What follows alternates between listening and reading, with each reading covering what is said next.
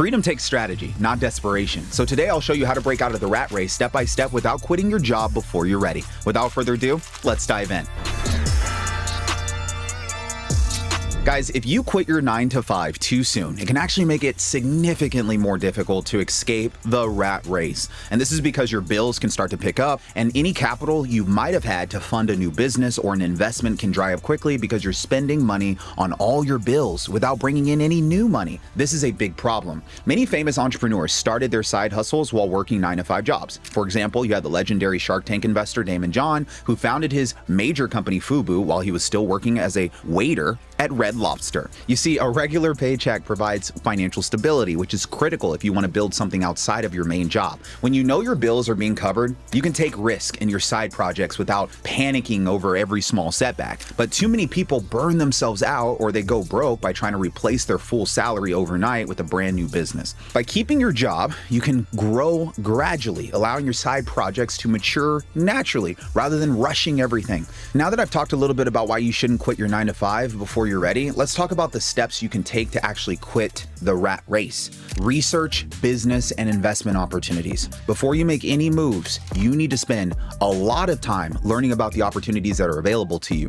This is where I want you to start exploring different business models and different investment vehicles. You'll hear wealthy people talk about this all the time. This is my investment vehicle. Some people may have been drawn towards building online businesses such as e-commerce, content creation, or digital marketing agencies. Others may prefer more traditional routes like real estate or franchising. On the investment side, you can explore stocks, index funds, or even alternative assets like cryptocurrency or peer-to-peer lending. One of the best opportunities I'm seeing right now is selling digital products, and this is because you can build a digital product like a course, a guide, or an ebook with little to no upfront capital. Then you can deliver it electronically without having to worry about maintaining inventory or dealing with shipping. For many new entrepreneurs, this can be a great place to begin, and it's also important to evaluate your skills, your interest, and your risk tolerance. A great business for someone might be a terrible business fit for you if it doesn't align with your strengths. So let's just say, for example, if you dislike talking to people, running a sales-heavy business might be draining for you, but a tech-based venture where you can work behind the scenes might be a better match for you.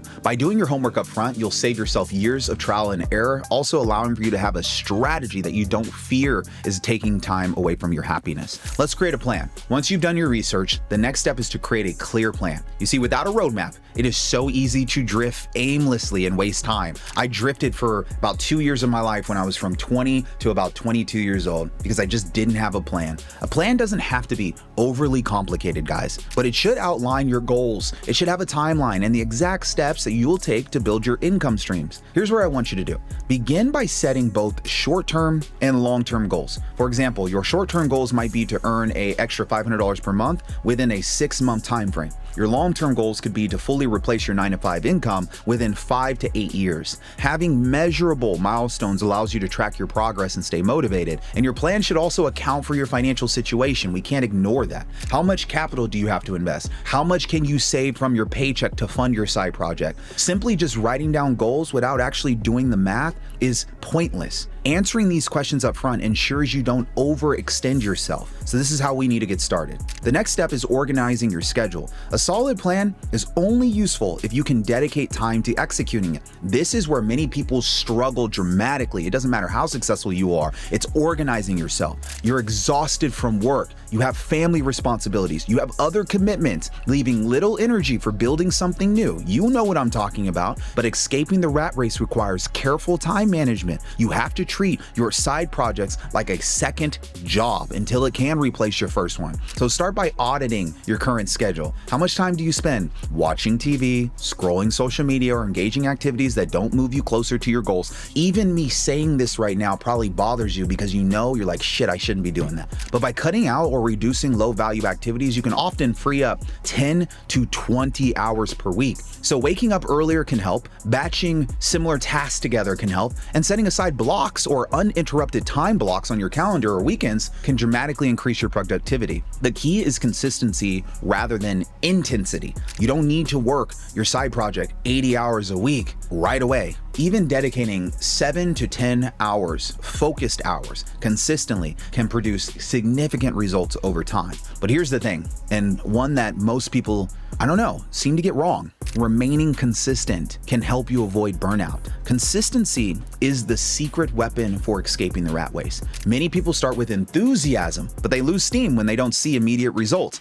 I'm not a motivation guy. Motivation runs out for me. The reality is that meaningful progress only takes months or even years, but by showing up regularly, even in small doses, you separate yourself from the majority who give up too damn soon. That said, you also need to be mindful of burnout. Balancing a 9-to-5 with a side hustle can be demanding on you, and if you push yourself too hard without rest, you'll eventually crash and give up on the idea. The goal isn't to sprint, it's to run a marathon. So you're gonna have to build routines that allows you to rest and recharge. That could mean scheduling downtime, scheduling exercising into your working day, or simply allowing yourself guilt-free leisure once your daily tasks are done. Keep your expenses low. The less money you need to live on, the easier it is for your side income to cover your lifestyle. If you're spending everything you earn on luxuries, escaping becomes much harder. But if you maintain discipline, you can free up capital to invest. You can free up capital and shorten the timeline dramatically. That doesn't mean you need to live like a freaking monk. It's just about being intentional with your money. Track your expenses, have an identity of not being wasteful,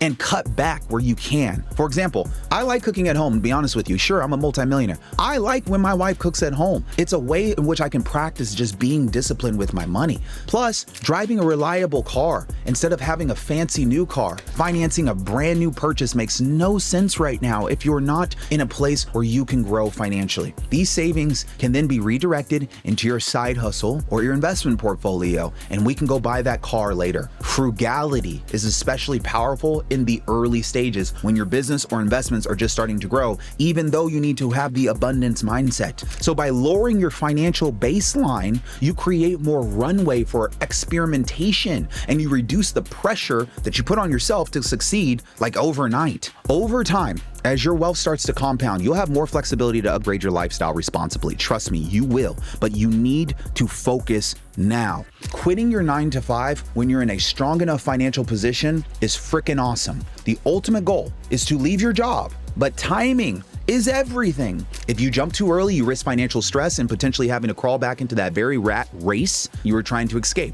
The smartest move is to wait until your side income not only covers your basic expenses, but also provides you a little bit of that comfortable buffer that you know you want to have in retirement. So a good rule of thumb, in case you didn't know, is to ensure your side business or investments generates at least 1.5x to 2x your monthly expenses consistently before quitting. This gives you breathing room for the inevitable ups and downs of entrepreneurship.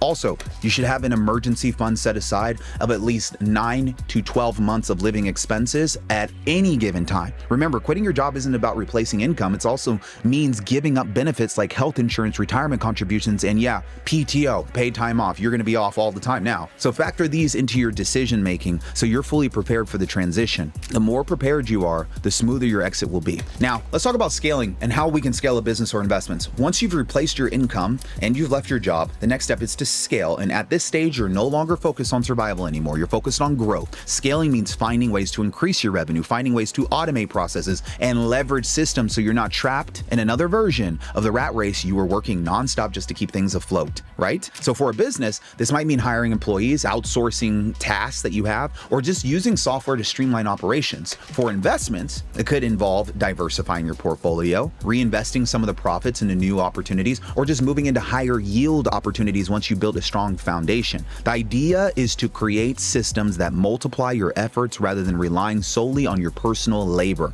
Whew.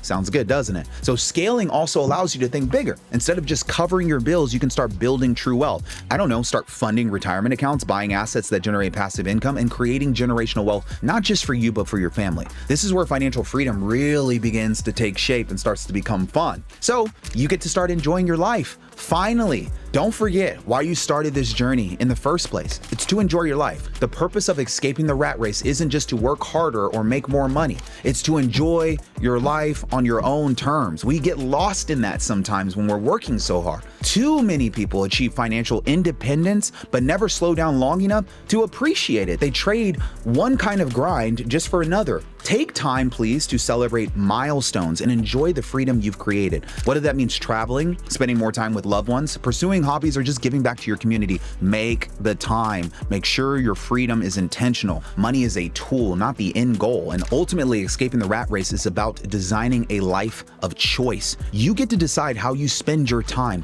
who you work with, and what projects you pursue. When you've reached this point, you've truly won, not just financially, but personally. Okay, that's all I got for today's video. As always, don't forget to like, comment, and subscribe. If you like this channel, let us know inside of the comments. We are here to support you on your journey to building financial freedom. My name is Karlton Dennis. Look forward to seeing you on the next video. Cheers.